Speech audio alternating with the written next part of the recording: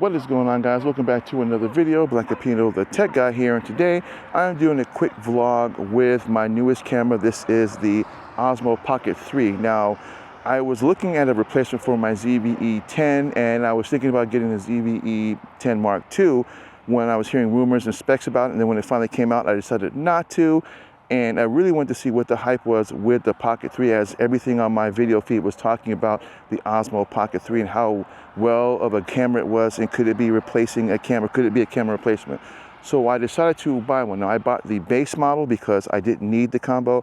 I already have a DJI mic already, so there's no sense in me having two mics for one device when I can switch between this and my Osmo Pocket or my Osmo Action 4, which I also have as well.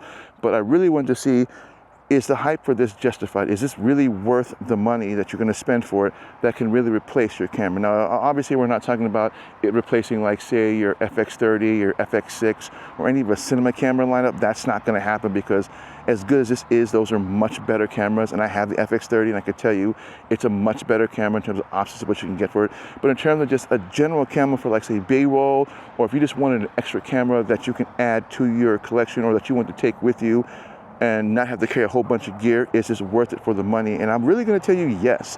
Now, I've only had it for a week, so I haven't had a chance to actually get out and vlog with it because it's been raining here in the last couple of days. So this is the first time I've actually been able to actually use it here. It's a little cloudy outside. I do have this in custom, which means I do have it in pro mode, but I believe I have everything in automatic. So the white balance is auto, as well as the exposure is auto. I haven't bought any ND filters for this yet. I'm still kind of doing my research on it, although it seems like everyone likes the free wells, so I'll probably jump into the free wells and use those. But in terms of audio, I'm using the DJI Mic 2 for this. It pairs perfectly fine with this, although this is something I just found out that I don't think most content creators have been talking about for the Pocket 3, is that it actually has 3 different microphones in this, which I didn't know that when I was using it. Just messing around with it, so that's actually kind of cool. So you kind of get decent audio with it just on its own without the mic. But it honestly, I would tell you, it's just best just about the combo where you get the DJI mic itself, because it's an amazing microphone for it. Now, I am using what is known as Active Track 3 or 6.0, which basically means that the camera's locked onto my face. So no matter where I move my face, the gimbal camera automatically keeps me tracked and in focus, which is actually really cool. This is cool for a lot of reasons why that's cool. One reason is when you're walking around with this, generally 9 times out of 10, your hand's never going to be steady when you're walking, especially if you're someone who has heavy feet and you walk around, your hand jitters. Even with a gimbal, you still tend to have to kind of readjust the joystick so that the camera can stick with you when you're moving around. With Active Track on, no matter what I do, even down, it automatically keeps me in check. Now, the only other camera that you can actually do this with, where this option exists, I believe, is the Sony a6700, and I believe the Sony ZVE-1 have this with their new Bionic chips. It's called AI auto framing, which does the same thing. The only difference is that it's in a much bigger camera, and the camera can be static, and no matter where you move, the frame keeps you in focus and keeps you in the frame, which is cool. And I'm surprised more cameras don't do this.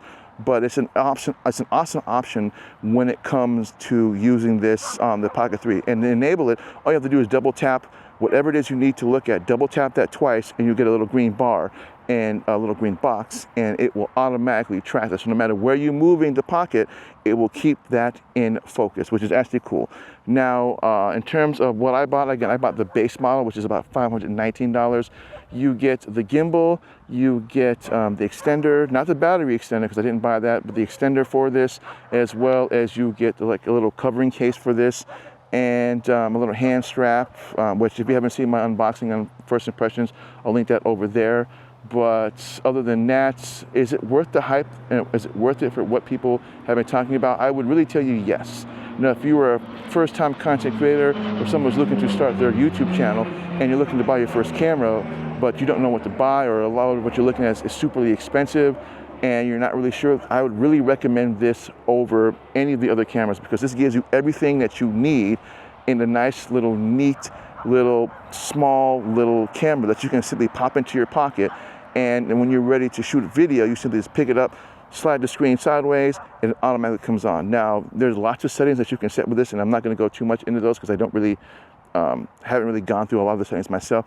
But right now I have this actually in, I don't want to call it selfie mode, but when I turn this on, the camera automatically focuses on me instead of just staying forward. And then all I have to do is, like I said, when I want it to auto track me, just double tap the screen, and then there you go. It does come with a whole host of other accessories that I won't talk about now once I get the rest, but I will be thinking about getting some ND filters for this because it does tend to get a little cloudy sometimes in the summertime here in Alaska, and I really want to see how well the colors look. Now, I don't remember off the top of my head. I do have it in customs, but I don't remember if the Pro is enabled. I might have white balance and exposure automatically set. And if I do, then yes. If I don't, then you'll know because there'll be a little bit of color correction in this. Otherwise, this is just my first vlog with this. Now, as I said before, this replaces my Sony ZV-E10. And this is what I'll be using a lot more often than my FX30 because that's a rather expensive camera and I don't feel like wanting to drop that, or if someone steals it, then I'm having to buy a new one because that is a rather expensive camera.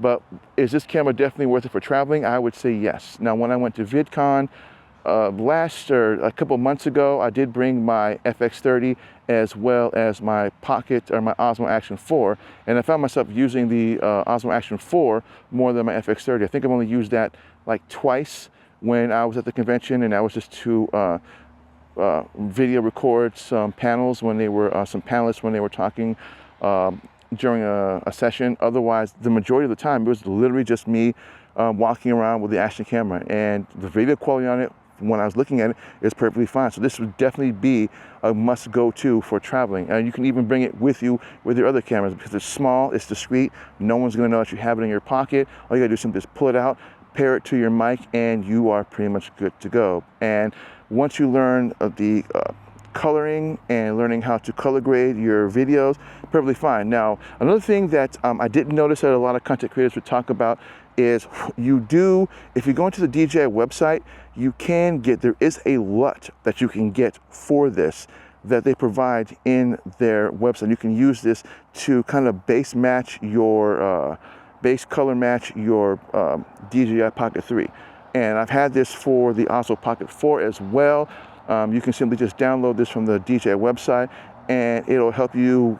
It'll give you a little bit of better color if you're just using normal color. So if you're never color graded before in your life, then I would recommend doing the LUT. That way, it'll give you better color. Then you can kind of tweak it as best as you can. Otherwise, yeah, I didn't even know that there was a LUT for this one. So I actually used that, or I downloaded that. I haven't used it yet. So you do have 3 color modes. For the Pocket 3, you have your normal, you have your H log, and you have your D log, and that's your 3. And then you could throw in the Pocket 3 LUT if you want to color grade a little bit beyond that. Otherwise, keep in mind now, if you are shooting this in Pro, it does shoot it in a higher codec, which is H.265. If you're using Premiere Pro, for some reason, Premiere Pro does not seem to recognize H.265. I don't know why. I've had this issue with the FX30 when I shoot that in a certain codec, it doesn't do it, but you can switch it to H.264 and then throw in that LUT, and then you can color grade it that way, so it does give you a little bit of flexible options. Otherwise, what do you think about the quality of the Pocket 3? Are you planning on getting one? As I said before, there are tons of videos on this in terms of accessories and settings and all of that, but just straight out of the box, if you were just to take this and shoot video with it as it is, it works perfectly fine. Like I said before, I do have this custom with auto white balance on, which I believe I remember now. I do have auto white balance on. I do have exposure on automatic. I just have it in custom, that way I don't have to worry about resetting it every time I want to use the Pocket 3. But I do have this in 4K at 30. Now you can shoot this in slower modes. What you have to do is you have to actually go in and you have to select slow motion in the settings, and then you can shoot at 4K at, I believe, 120. And if you want to go even slower than that, you can also shoot 1080 at 240, and then you can make that a custom settings in your Pocket 3. That way, when you want to go into slow-mo, you simply just tap on your custom settings on the camera, and then you just swipe to what you want, and you're good to go. Otherwise, that's all that I got for you guys today. Like I said, I just wanted to get out and get a chance to try and vlog on this. I haven't been able to the last week or so because it's been raining and I am on vacation. And so I really wanted to get this out before if it decides to rain again. Only test this in my room, which generally to me, this doesn't really seem like a good thing for something like this. But like I said before, if you are a content creator and this is your first time looking for a camera, you don't know what to buy, and you've been hearing a lot about the Osmo Pocket 3, and you're wondering, is it worth it to buy? I'm gonna tell you, yes, it is.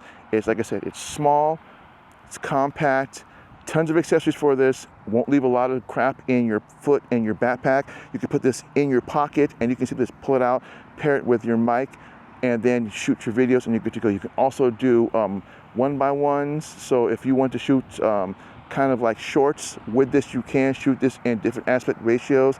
I don't remember off the top of my head what they all are, but I know you can shoot this in 3K at 1x1, I believe is one of the aspect ratios. That's basically when you take the screen, flip it sideways, and it gives you the option of continuing or counting down to power off. If you hit continue, it will automatically shoot in the 3K at 1x1. So that does give you an option for any type of short form content. If you want to do that, you do get a quarter thread with the accessory that comes with this. So that's all that I got for you guys today. I want to thank everybody for watching. And again, if you're new to my channel, my name is the Tech Guy. If this video was helpful, please give me a thumbs up, and I'll see you guys in the next video. Enjoy your summer and stay safe.